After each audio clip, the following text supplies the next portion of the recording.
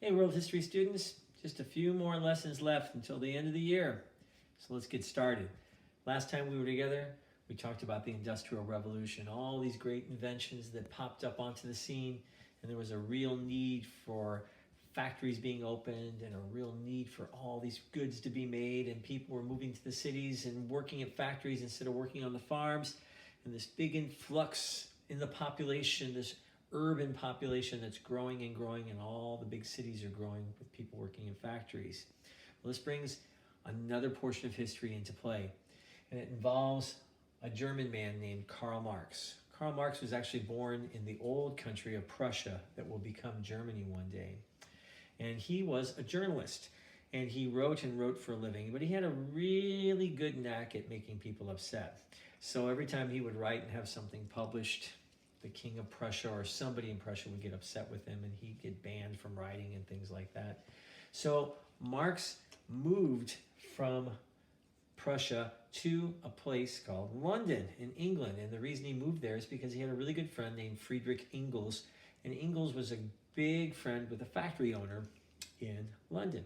So Marx went to London, and he observed for months and months all of these poor people, this working class, this industrial working class, working in the factories day after day after day after day, struggling in these incredibly bad work conditions and getting paid just pennies on the day. And after months and months of observing this, he sat down and he wrote something. Well, in 1848, Marx, along with the help of his friend Friedrich Engels, came up with a pamphlet they called the Communist Manifesto. It was about a 30-page pamphlet. It wasn't really a book. You can read it in one sitting. If you major in history or in political science, it's required reading. I read it when I was in college. And a manifesto is like a statement that you make to the public. You have it published to show everybody, this is what I think the world should be like. This is my solution to problems in the world. That's what a manifesto is. And communist, it was a new word in society. People didn't quite understand what it meant.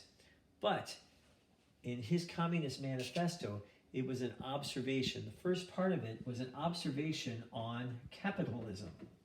Now, if you remember from the last lesson, capitalism means ownership of industry is private. A few people own all the industry, and their main goal is to make money. Well, Marx defined capitalism as two social classes, the haves and the have-nots. The haves were the people in society who owned the industry. They were the people who owned the factories, that had all the wealth. They lived in the big houses on the hills. They had every luxury they could possibly imagine.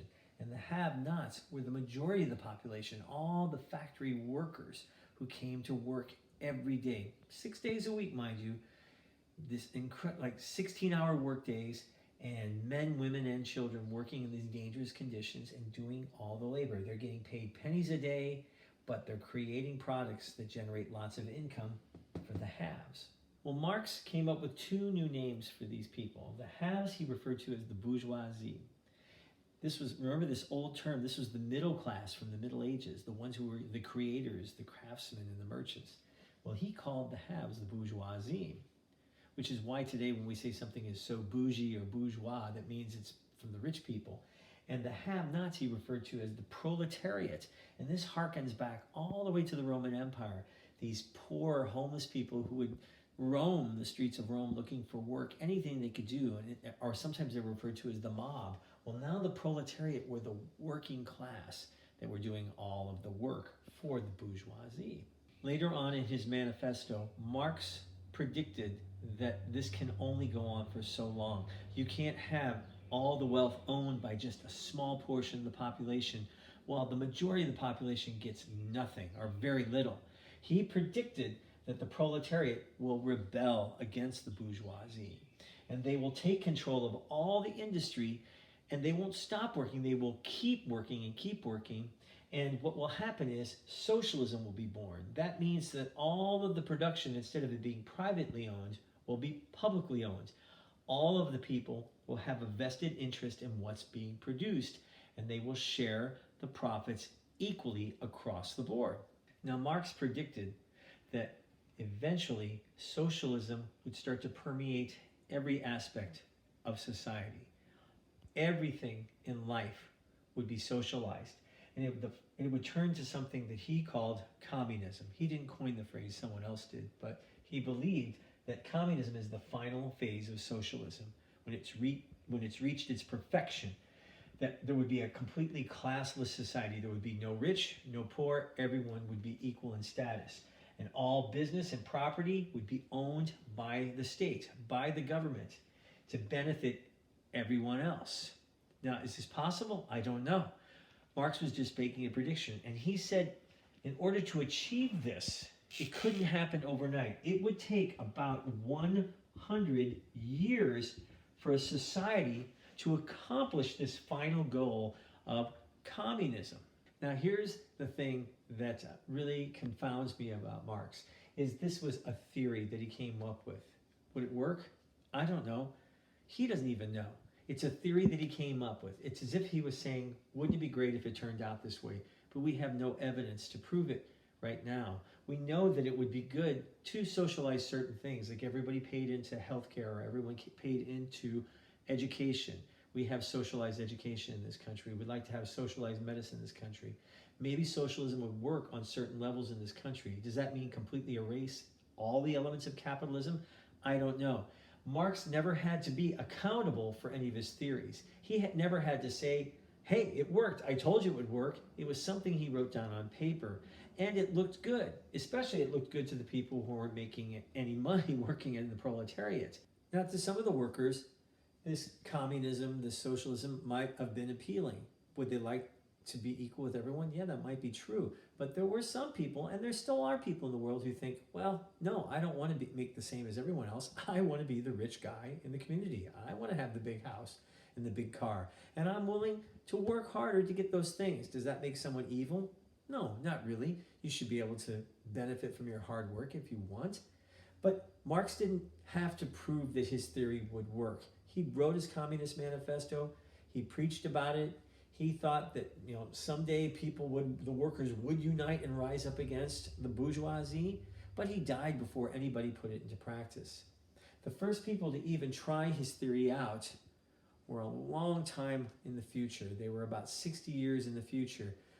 The Russians tried it, led by a man named Vladimir Lenin. He decided the old monarchy in Russia was dying and it wouldn't work, and he tried a communist revolution in Russia. The trouble is, Lenin didn't have 100 years to wait. He wanted to make it happen right now, so he rushed the process. How do you rush the process of making a 100-year progress shortened down to about 10 years? He forced the people to do it. He made a small group of thugs go around and force the rest of the people in the country to try this new communist thing. The next country to try it was China.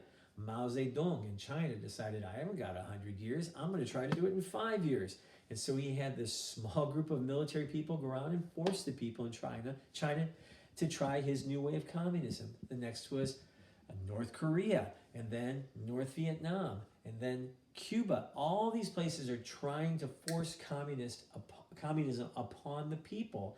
And so the result is the people in our country, the United States, have a real distorted view of what communism is supposed to look like. When we hear the word communism, we think of people in Russia and North Korea and China, these dictators who tried to force their will upon people who were basically helpless to those dictators. And so we see communism as being a really dirty word. But in reality, socialism on some levels is really kind of beneficial to the public. Instead of excluding certain things in our society, maybe socialism would be okay for like education. It doesn't cost money to go to school in the United States of America. The government pays for it. And that's a good thing, because then we don't have a country filled with stupid kids. We have kids that are educated.